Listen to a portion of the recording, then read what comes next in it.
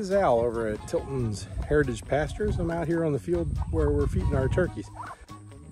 I'm just going to go through and show you how we've built our turkey tractor and some of the practices that we use to get these guys to market size. So we're out here on the pasture doing a midday feeding. Turkeys eat quite a bit. So I'll take you through our turkey tractor. There's some design changes, some things that we did right, some things that we did wrong.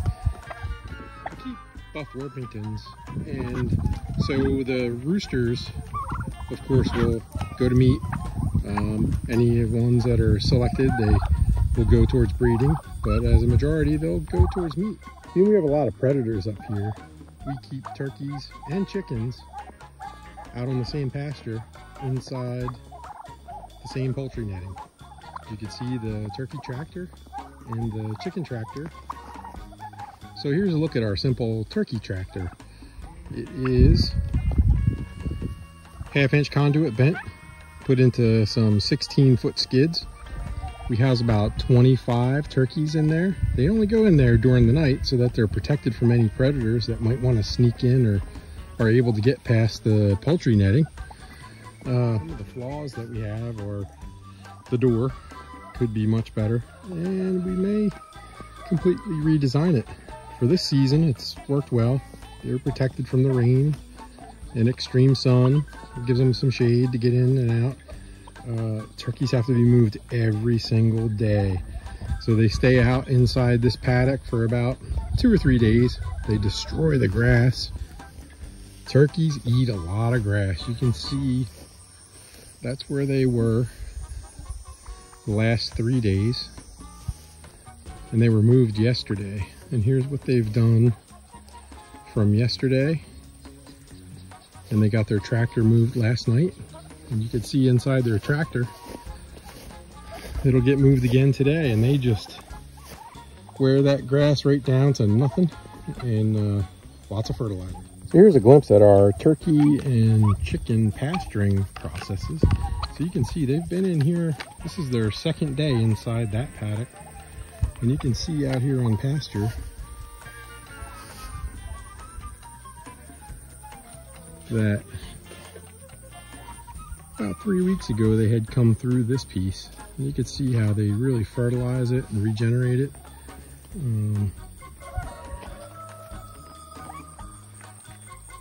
Turkeys and chickens eat lots of grass, and pasture-raised, grass-fed poultry is the best by far.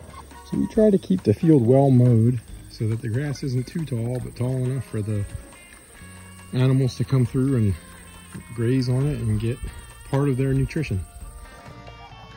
Here we are back in the afternoon, putting the turkeys away. You can see what they've done in 1 day, and that tractor has been moved. So we move the tractor every night, and as we put them away, they get another round of feed. We'll put their water, everything inside the tractor, and they'll be closed in and secured for the night.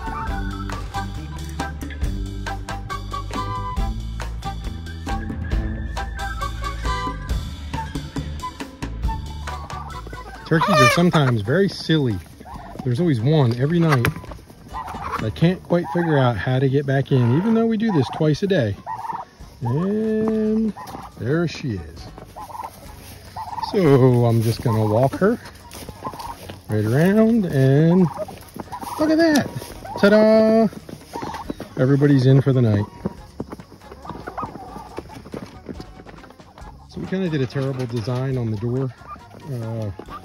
You know, for next year's model. I think we're going to make some real changes. We've had to adapt and put this piece of plywood in here to make sure that the door is completely secure at night and nothing can get into the pen. And there they are, safe and secure for the night. So now I'll take our jumper lead and connect it over here to our fence.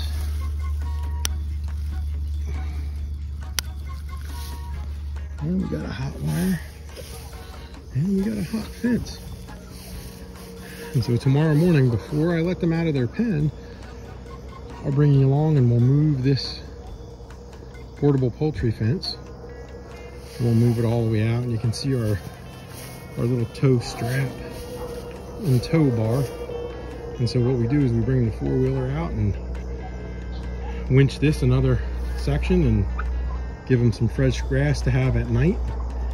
And then during the day, they're able to mow it down. So this is what it looks like after 2 or 3 days. And here's what the pasture will look like, what they'll move out onto tomorrow. Okay, see you tomorrow. Okay, here we are back at it the next morning. We're gonna lay that fence down and move the turkeys. We're just gonna move their netting, and we're not gonna move their tractor until later on today. So the first thing we'll do is leave a section of the fence up. It's kind of parallel to the back of the tractor, okay? We'll lay the rest of the fence down.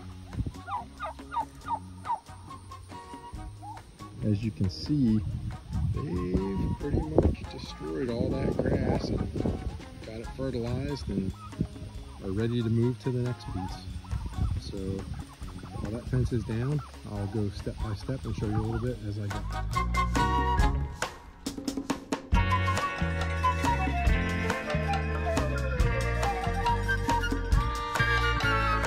Okay, so here's the first leg of fencing set up.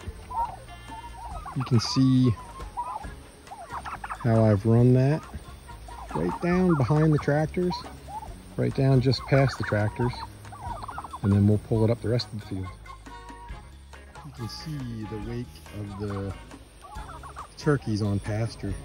You can see the length of that grass versus what they've done. There's a spot right there where they were dusting themselves and have dug a hole right in the ground. And that's only in 2 days time. And you can see the wake of the turkeys. It's something else to mow some grass and really do a great job at fertilizing it. There's the third leg of the net. See, there's the tractor, the second leg just behind. Here you can see all this nice tall grass. You can see right next to the tractor where it's all very short grass.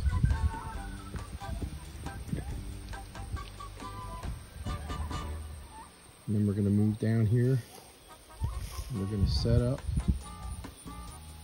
the final leg of the grass. Now, I should say fence. Down here, we'll set up the final leg of the fence. And so that front's probably not going to be straight across. It'll probably be rounded, but we're going to get the most pasture for the birds that we can possibly get out of that net. Okay, stay tuned. Sorry about the delay. When I'm out on the farm, I have to answer the phone and take orders from customers that want to stop by and pick up pork or any of the other products that we sell. So there's the final leg, and you can see that net kind of has some slack to it. So I'm going to go through and I'm going to set posts and tighten up that fence. Okay, there we go. We've taken out most of the slack. It's fairly tight. Some spots are a little saggy, but it should be just fine. And we're about to let the turkeys out. Now you can see last night we put them in on fresh grass, and here's what they've done. We're going to let them out and just watch the reaction as they run out to the fresh grass. Okay, everybody out. They're free, ready to run, ready to run, ready to go. Get some grass.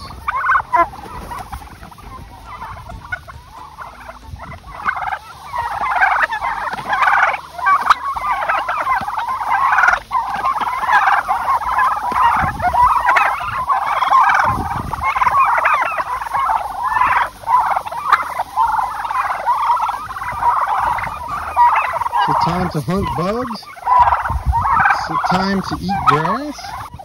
Of course, we also supplement their feed with grain. But they get the majority of their nutrients right from the grass, as well as the chickens. Water, of course, is the most important nutrient for any of your animals, especially turkeys. So what we'll do is we'll actually put their feed in an area of grass that hasn't been consumed, and we'll put their water in with the new fresh grass so that we ensure that they're drinking, and we ensure and we know that they know where their water is and that they're constantly getting it. We make sure they have water several times a day. As you can see, they've already gone through probably a gallon or two. So as you can see, we actually run the turkeys just ahead of the pigs. So here's a paddock that we run the animals through in a cycle, and that's been replanted. We replant with barleys and field peas, and you can see that barley is starting to germinate. Here's another paddock. The American guinea hogs are taken care of. They've done a great job. This paddock is a little bit larger than that first one, but we'll do the same thing where we go back, remove all the rock, and replant. We go through and try and pick as much rock as we can out of the paddocks after the pigs have gone through. They rototilled it all up. Done a great job.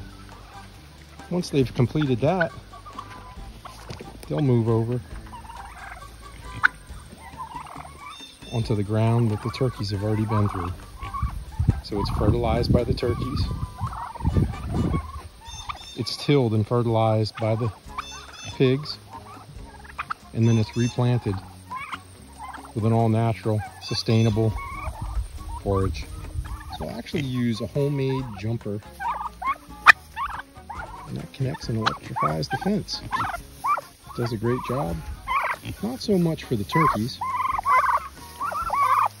but for any predators that might want to try and get into the turkey area. They're inside there, they're safe. They're a little too big for the hawks. At night they're protected from the owls, and any predators that would want to get into their paddock, they're protected by that electric netting on that fence. So even though we have quite a few predators in our area, we have fox, coyote, lynx, bobcat, marten, fisher, weasel, bear. That's quite a few predators, and yet we're able to sustainably pasture all of our animals with no issue, just by taking the right precautions.